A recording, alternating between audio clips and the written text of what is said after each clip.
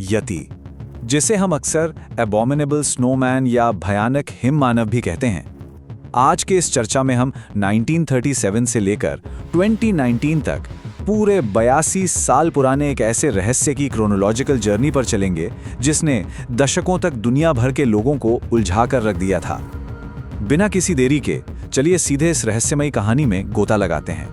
तो आगे बढ़ने से पहले एक नजर डालते हैं कि हम किन 4 प्रमुख युगों से होकर गुजरने वाले हैं। शुरुआती पदचिन्ह, फिर 1950 के दशक की वो मशहूर यति की होड़, उसके बाद बदलते विश्वास और अंत में विज्ञान और मिथक का आमना सामना। हमारा पहला पड़ाव है शुरुआती पदचिन्ह, एक चिंगारी जो 1937 से 1951 के बीच का समय था।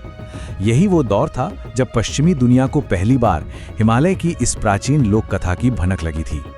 तो देखिए हुआ क्या था कि 1937 में ब्रिटिश खोजकर्ताओं के 7 अलग-अलग दलों ने ज़ेमू ग्लेशियर पर कुछ बहुत ही रहस्यमयी पैरों के निशान देखने का दावा किया।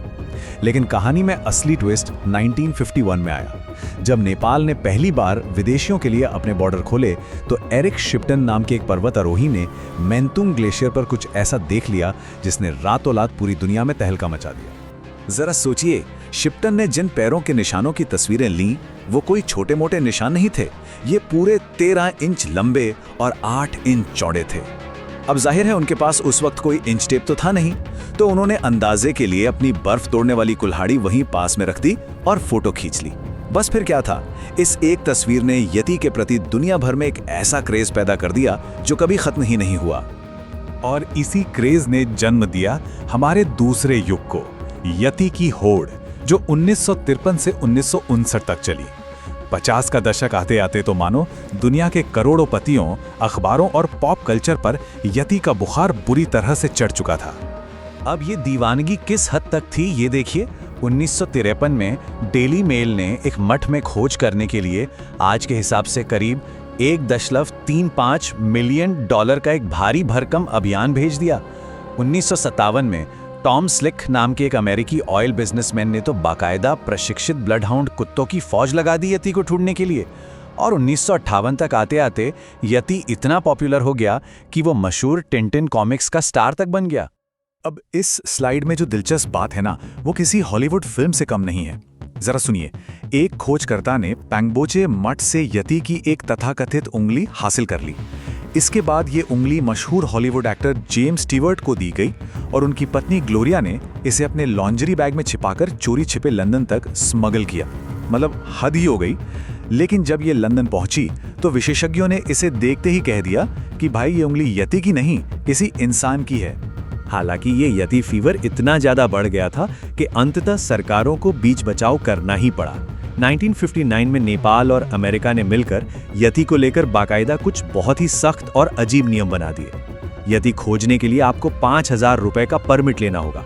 उसे मारने पर बैन लगा दिया गया और कहा गया कि अगर यति पकड़ में आता है तो उसे नेपाल सरकार को सौंपना होगा। सबसे हैरानी की बात तो ये है कि सरकारी अधिकारियों को सच में लगने लगा था कि शायद ये जीव असल में मौजूद है। खैर, जैसे जैसे समय बीता, चीजों को देखने का नजरिया भी बदला और हम आते हैं अपने तीसरे युग, बदलते विश्वास पर, जो 1986 से 2008 का समय है। इस दौर में बड़े बड़े पर्वतारोहियों और वैज्ञानिकों ने इस पूरी कहानी को थोड़ा प्रैक्टिकल और एनालिटिकल नजरिए से देखना शुरू किया। तो यहाँ सबसे अहम बात यह है कि डैनियल सी टेलर नाम के एक रिसर्चर ने एक कमाल की चीज नोटिस की। उन्होंने बताया कि हिमालय में जो ट्री बियर या भालू होते हैं, जब वो बर्फ पर चलते हैं ना, तो उनका पिछला पंजा बिल्कुल उनके अगले पंजे के निशान के ऊपर पड़ता है। इस ओवरलैप की वजह से नाखूनों के निशान छिप जाते हैं और वो एक इंसान जैसे 2 पैरों वाले बड़े जीव के पदचिन्ह का भ्रम पैदा करते हैं। बिल्कुल सही समझे आप। एरिक शिप्टन के उन मशहूर निशानों के पीछे भी शायद यही साइंस थी। और सच बताऊं तो इस भ्रम का शिकार सिर्फ आम लोग ही नहीं हुए थे। 1986 में दुनिया के महानतम जीवित पर्वतारोहियों में से एक राइनहोल्ड मेसनर ने दावा किया कि उन्होंने एक 7 फुट लंबा रहस्यमयी जीव देखा है। उन्होंने पूरे 12 साल लगा दिए इस जीव को ढूंढने में, और जानते हैं उनका अंतिम निष्कर्ष क्या निकला? वो बस एक हिमालयी भूरा भालू था। कुछ ऐसा ही 1939 में एक जर्मन अभियान के साथ भी हुआ था, जब उन्होंने एक तिब्बती भालू को यति समझकर गोली मार दी थी। अब भालुओं के कंफ्यूजन से थोड़ा आगे बढ़ते हैं। कई बार कुछ दुखद घटनाएं भी इन मिथकों को बेमतलब की हवा दे देती हैं। 2008 में अरुणाचल प्रदेश में एक मजदूर की लाश मिली। उसकी गर्दन टूटी हुई थी, लेकिन उसका कोई भी कीमती सामान गायब नहीं था और शरीर पर किसी जानवर के खरोच का कोई निशान तक नहीं था। अगले ही दिन वहां कुछ अजीब बाल और पैरों के निशान मिले और बिना किसी सबूत के स्थानीय लोगों ने तुरंत इसे यति का हमला घोषित कर दिया। लेकिन जब बीबीसी ने इस पूरे मामले की तह तक जाकर जांच की तो कहानी बिल्कुल पलट गई। जिस डॉक्टर ने उस अजीब बाल की जांच की थी, उनका सीधा कहना था कि भाई ये तो बाल है ही नहीं, ये किसी पौधे या पत्ती का हिस्सा हो सकता है, लेकिन बाल तो कतई नहीं है। ये घटना हमें साफ दिखाती है कि कैसे अक्सर स्थानीय लोक कथाएं किसी भी अनसुलझी और दुखद घटना को एक खौफनाक मिथक में बदल देती हैं। और इन सब कहानियों के बाद अब हम फाइनली अपने आखिरी युग में आ गए हैं, विज्ञान और मिथक का मिलन, जो 2014 से 2019 के बीच का समय है। ये वो दौर है जहां आधुनिक जेनेटिक्स यानी डीएनए टेस्टिंग ने 80 साल पुराने इस मिथक का दूध और पानी का पानी कर दिया। अब ये स्लाइड बहुत ही शानदार ढंग से दिखाती है कि विज्ञान कैसे काम करता है। 2017 में न्यूयॉर्क यूनिवर्सिटी ने यति की कथित हड्डियों, दांतों और बालों के 9 अलग-अलग नमूनों का डीएनए टेस्ट किया और रिजल्ट क्या रहे? वो सब के सब भालुओं के निकले। 4 एशियाई काले भालू, 2 हिमालयी और 2 तिब्बती भूरे भालू के। और सबसे मजेदार बात पता है क्या है? उन 9 में से एक सैंपल तो किसी कुत्ते का निकला। चलिए आगे बढ़ते हैं और देखते हैं कि ये सब कैसे एक साथ जुड़ता है। 2014 में ऑक्सफोर्ड और 2017 में एनवाईयू के इतने पक्के डीएनए सबूतों के बावजूद आपको जानकर हैरानी होगी कि यति का ये मिथक आज भी जिंदा है। इसका सबसे बड़ा सबूत हमें 2019 में मिला, जब खुद भारतीय सेना के आधिकारिक ट्विटर हैंडल से एक ट्वीट किया गया कि उन्हें 32 इंच लंबे यति के पैरों के निशान मिले हैं। मतलब विज्ञान अपनी जगह और विश्वास अपनी जगह। तो फिर दिमाग में ये सवाल तो आता ही है कि आखिर इस पूरी कहानी, इस यति के मिथक की शुरुआत हुई कहां से?